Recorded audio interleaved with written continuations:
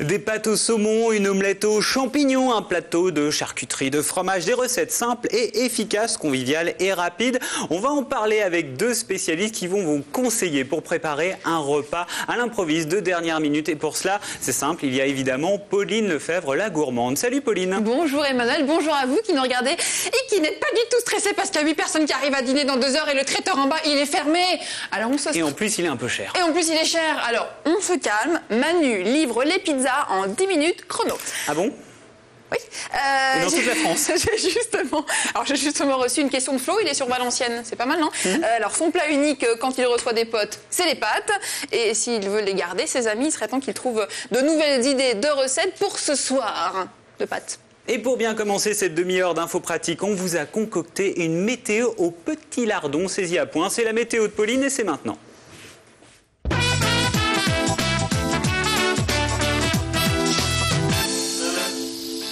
Et ce mercredi 16 janvier, j'aime bien ce jour-là d'ailleurs, il va faire quel temps Pauline?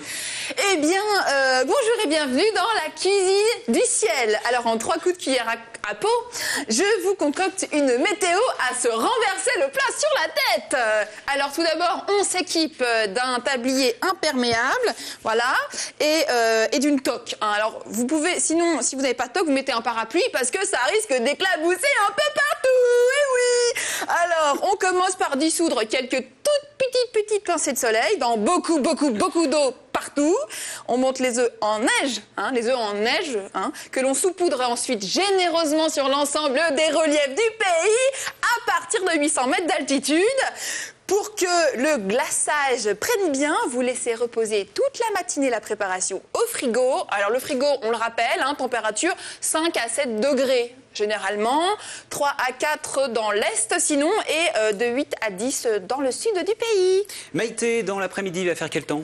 Ah bah oui, non, parce que pendant l'après-midi, il y a toujours un truc que j'oublie de vous dire, et comme vous n'avez pas de tête non plus, il faut bien mettre en route votre hotte. Eh oui, pour ventiler à fond l'ensemble du pays, puissance maximum sur les côtes atlantiques avec des rafales de 100 voire 110 km/h. Prudence. Oui, alors vous me direz merci, puisque du coup, dans l'après-midi, ça dégage la grisaille et le graillon des côtes de la Manche à la Gironde.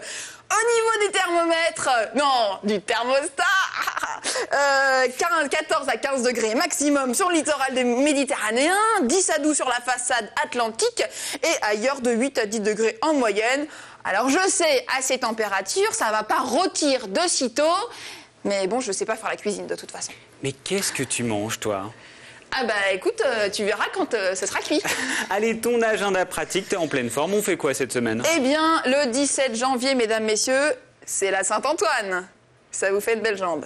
Non, dites plutôt un beau jambon, car oui, vous le savez peut-être, Saint-Antoine, toujours représenté accompagné d'un cochon, c'est le patron des charcutiers. Alors pour l'occasion des dizaines de restaurants, de bistrots, de brasseries et même de restaurants universitaires dans toute la France, vous invite à découvrir des plats à base de cochonailles bien de chez nous, comme le pâté en croûte au foie gras ou le velouté de potimarron au bacon. Je promets pas le foie gras dans les restos non plus. Alors que vous soyez plutôt andouille ou bien gros boudin, après ces escales gourmandes, vous ne maudirez plus le temps de cochon.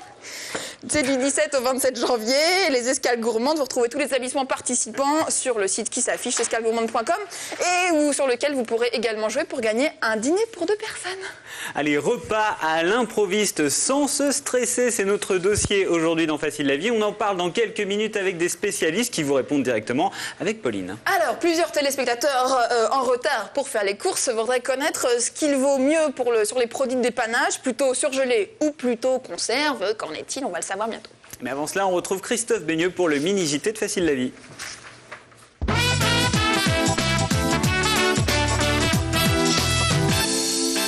Salut Christophe, ça va bien? Bien mangé? Oui, très bien. Bonjour Pauline. Bonjour Christophe. Ça va et toi? Très bien, merci. Alors Christophe, on commence avec une info santé contre la tuberculose. On connaît tous le BCG. Eh bien, le vaccin a changé il y a 2 ans. Prudence toujours?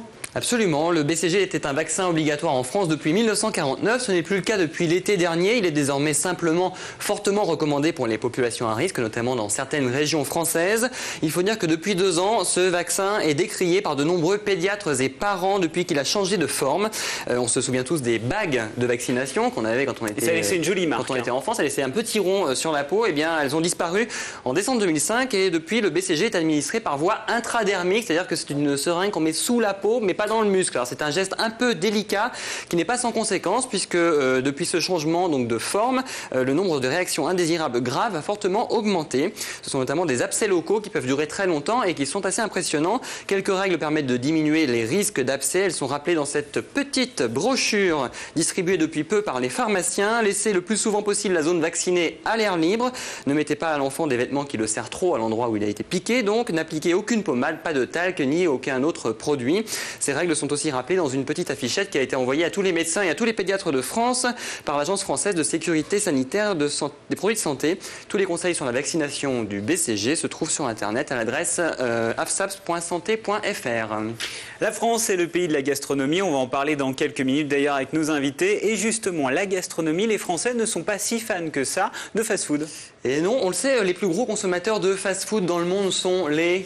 Pauline, les Américains. La question. Si, les Américains. Eh bien pas du tout, ce sont les Anglais. Ce sont les Anglais. Loin derrière, très loin derrière, il y a les Français donc qui sont les plus réticents aux hamburgers, aux frites et autres croquettes de poulet panées servies dans les fast-food. C'est ce qui ressort d'une enquête internationale menée par la société Synovate, je ne sais pas comment on dit, et la BBC, c'est en Angleterre. Voilà, c'est ça. Plus de 8 Français sur 10 se disent contre la déclaration suivante: j'aime trop le goût de la fast-food pour y renoncer. Donc quand on leur dit cette phrase, ils disent ah non, je suis contre. Les Britanniques adorent leur fish and chips, tandis que les Français sont plus attentifs à leur image et à leur légendaire minceur, légendaire pour beaucoup de personnes. L'étude montre aussi que l'obésité est un sujet majeur de préoccupation dans le monde, mais que cela n'empêche pas certaines personnes d'être quasiment dépendantes de la pizza et du hamburger. Cependant, ces mêmes personnes qui savent que ce n'est pas bon, eh bien, se font du bien en prenant juste des sodas allégés avec ces repas très caloriques. Avec les Français, ce sont les Singapouriens, les Hongkongais et les Roumains qui aiment le moins les fast-foods dans le monde. Voilà. Pauline, qu'est-ce qui nous arrive chaque année et on ne s'en rend pas forcément compte?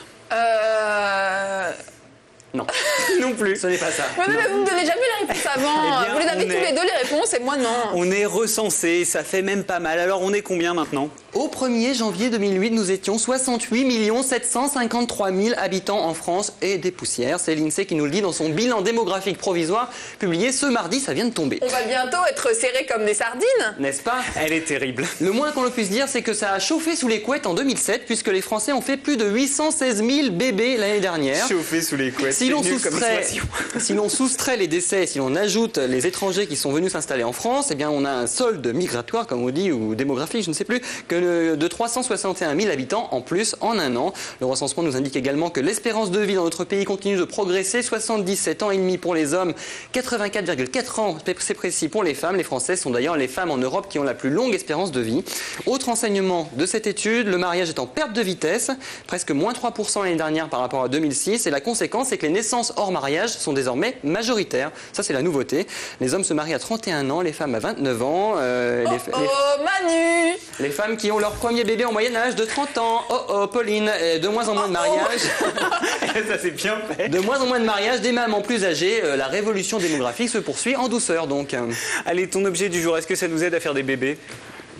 Peut-être, tout peut servir à faire des bébés. Vous avez peut-être chez vous un baladeur MP3, un téléphone portable ou un GPS portatif pour votre voiture. Suréquipé comme garçon. Et encore plein d'autres objets modernes de l'an 2000 qui fonctionnent avec des batteries. Alors un appareil égale un chargeur, c'est pas très pratique puisque vous avez tous ces chargeurs à la maison, parfois vous les perdez, C'est moche aussi, ça traîne au pied du lit. Vous les oubliez, vous avez des fils partout, des chargeurs, bref, c'est l'enfer. Vous avez des gros problèmes dans la vie comme moi. Et bien grâce à l'objet du jour, c'est fini. Voici l'objet du jour. La prise moche. Un chargeur secteur universel, donc c'est-à-dire que c'est un seul chargeur pour tous vos appareils, quel que soit le type d'appareil. Donc vous avez souvent de plus en plus maintenant des appareils électroniques qui se branchent avec un port USB, on peut les recharger sur l'ordinateur par exemple. Et bien avec cette prise, vous avez 2 ports USB en dessous, donc vous pouvez brancher 2 appareils en même temps, à condition évidemment de mettre la prise dans le bon sens, hein, ça c'est prioritaire.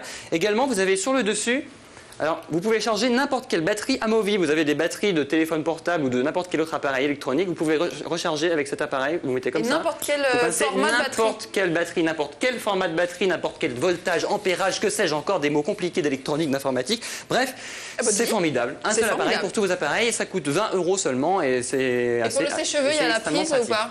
Pour le sèche-cheveux. Le sèche-cheveux, c'est la prise dans le mur, Pauline. C'est ton objet le moins cher du mois, on peut le signaler. On le retrouve sur le site des objets à 20 €. Tu fais bien de le souligner. On retrouve ces objets incroyables sur le site direct8.fr, rubrique facile la vie. Allez-y, c'est en couleur, c'est gratuit, c'est formidable. Et toujours les photos de Pauline Lefebvre aussi. Les photos interdites.